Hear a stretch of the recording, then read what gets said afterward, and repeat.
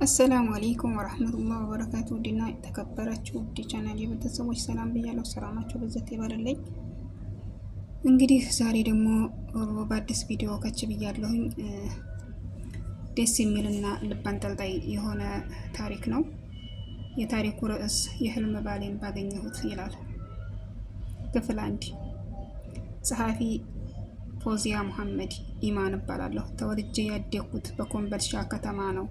ለቤተሰቦቼ የመጨረሻ ልጅ ነኝ። አባትና ታላቅ ወንድሜ ሳልህ በንግድ ስራ ላይ ተሰማርተዋል። እናቴ የቤት እመቤት ነች። ቤተሰቦቿን መንከባከብ ከስራዎች ሁሉ በላጭ ነው። ለእናቴ ቤት የመጨረሻ ልጅ በመሆኔ ሁሉም ይሳሱልኛል። የምፈልገው ምንም ሳይጓደል ይሟላልኛል። አባቴ ኢማኔ የኔ ኢማን ብሎ ይጠራኛል። ወንድሜ ትንሿ፣ እናቴ ደግሞ ስስቴ ብላ ትጠራኛለች። ብቻ ሁሉም በራሳቸው ፍቅራቸውን በሚገልጽላቸው ቃላት ይጠሩኛል። እኔ በባህሪዬ ተጫዋች እና ተግባቢ ነኝ። ኩርፊያ ብሎ ነገር አልፈጠረብኝም። ሁሌም መሳቅ አመሌ ነው።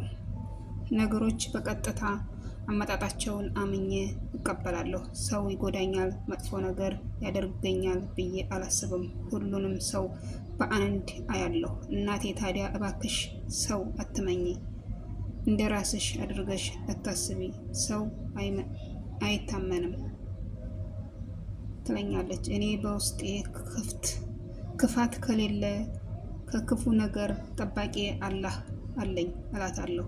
እናቴም አላህ ይጠብቅልኝ ስትል ዱዓ ታደርግልኛለች። ሰዎችን ተግባቢ ብሆንም ከሁሉም አብልጬ የምወዳቸው ጓደኞቼ አሉኝ። ኢክራም፣ ነቢያትና ሀያት ይባላሉ።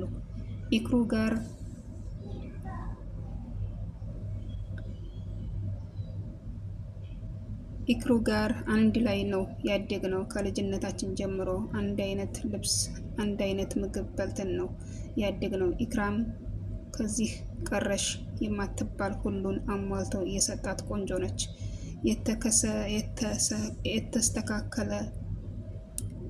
የተስተካከለ ቁመና ያላት፣ የፊቷ ጥራት ቅላት ሊፈርጥ የደረሰ እንኮይ ይመስላል።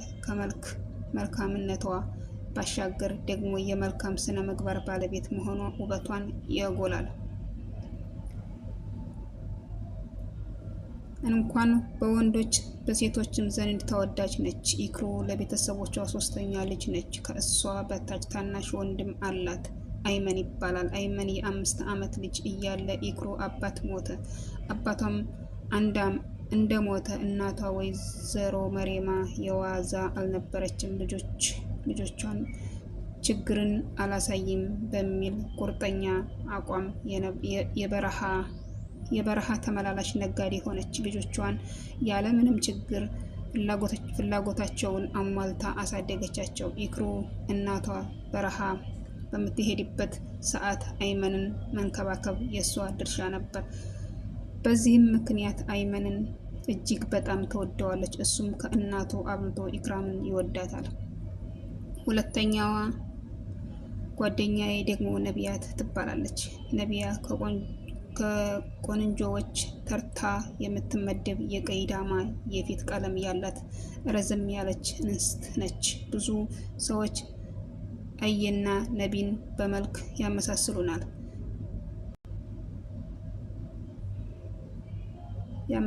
ነቢ ወግ አጥባቂና ተጠራጣሪ ነች። ለትንሹም ለትልቁም ነገር ትኩረት ሰጥታ ትመረምራለች። በቸለተኝነት ነገርን ማሳለፍ አይሆንላትም። ለምን እንዲት ሆነ ብላ መጠየቅ ታበዛለች። የነቢ አባት የፍርድ ቤት ዳኛ ነው። ምናልባት ከአባቷ ተጣብቆባት ይሆን አናውቅም። ለሁሉም ነገር ምክንያት ማስረጃ ትፈልጋለች። ሶስተኛዋ ደግሞ ሀያት ትባላለች። ሀዩ እናት የላትም። እናቷ በልጅነቷ ነው የሞተችው። አባቷን ነው እናትም አባትም ሆኖ ያሳደጋት። እንደ አይኑ ብሌን ይሳሳላታል። ምንም ነገር ፈልጋ አያሳጣትም። ሀዩም ለአባቷ ልዩ ፍቅር አላት። ህይወትን የሰጠኝ በዚህ ምድር የምኖርለት አባቴ ብቻ ነው ትላለች። የሀያት አባት ኢማም የሸቀጣሸቀጥ ሱቅ አለ። የሀያት አባት ኢማም የሸቀጣሸቀጥ ሱቅ አለው። የዕለት ገቢ ስለማያጣ ጥሩ ኑሮ ይኖራሉ።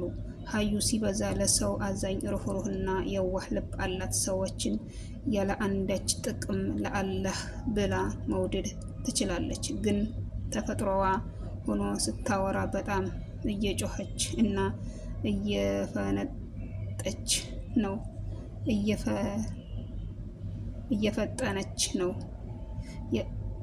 እየፈጠነች ሆኖ ስታወራ በጣም እየጮኸችና ስታወራ ነው። በዚህም የተነሳ እስኪ ዝም በይ፣ ድምፅሽን ቀነሽ እየተባለች ብዙ ጊዜ ነው። አስታውሳለሁ የ12ኛ ክፍል በተማሪዎች ሆነን በስፖርት ክፍለ ጊዜ ዮናስ ከሚባል ልጅ ጋር አትጩሂብኝ ብሎ ሰደባት። ተጣሉ። መምህሩ ተቆጥቶ አባረራቸው። እኛም ከመምህሩ ጋር ለማስታረቅ ልመና ጀመርን። ወላጅ ሳታመጣ አትገባም ብሎ እምቢ አለ። ኢክራም እንደምንም ለምና አስታረቀቻቸው እና ወደ ክላስ ስንሄድ ኢኮኖሚክስ መምህራችን ብርሃኑ ገብቶ ማስተማር ጀምሯል። እሱ ከገባ በኋላ በር አንኳኩቶ መግባት የማይታሰብ ነው። ገና ቀድሞ ክላስ ከመጀመሩ በፊት አስጠንቅቆናል። ከገባሁ በኋላ ማንም እንዳይመጣ በዛው ይቅር ብሎ አስጠንቅቆናል። ስለዚህ ክፍለ ጊዜው እስከሚያልቅ ውጭ ላይ መቀመጥ ግዴታ ነው። ነቢ ጎበዝ ተማሪ ነች። በትምህርት ቀልድ አታውቅም። አሁን ክላስ ባለመግባቷ ትምህርት እያለፋት ስለሆነ ትናደዳለች። ምን አለ ባትጮሂ፣ ዝም ብትይ ኑሮ ይሄም ለኛም ተርፈሽ እያለች ሰታ ትመተመታለች። በቃ እስኪ ዝም በይ፣ 40 ደቂቃ አይደል 25 ደቂቃ ቀረው ብዬ ዘወር ስል ፓርቲቱ ይቀጥላል።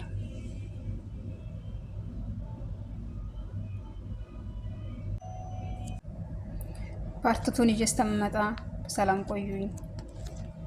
ለቻናሉ አዲስ የሆናችሁ ላይክ፣ ሰብስክራይብ እያደረጋችሁ ቤተሰብ የሆኑ ነባር የሚሆናችሁ ላይክ፣ ሼር እያደረጋችሁ አበረታቱኝ። አዲስ ቻናል ነው። እስከምንገናኝ መልካም የረመዳን ወር ብያለሁኝ።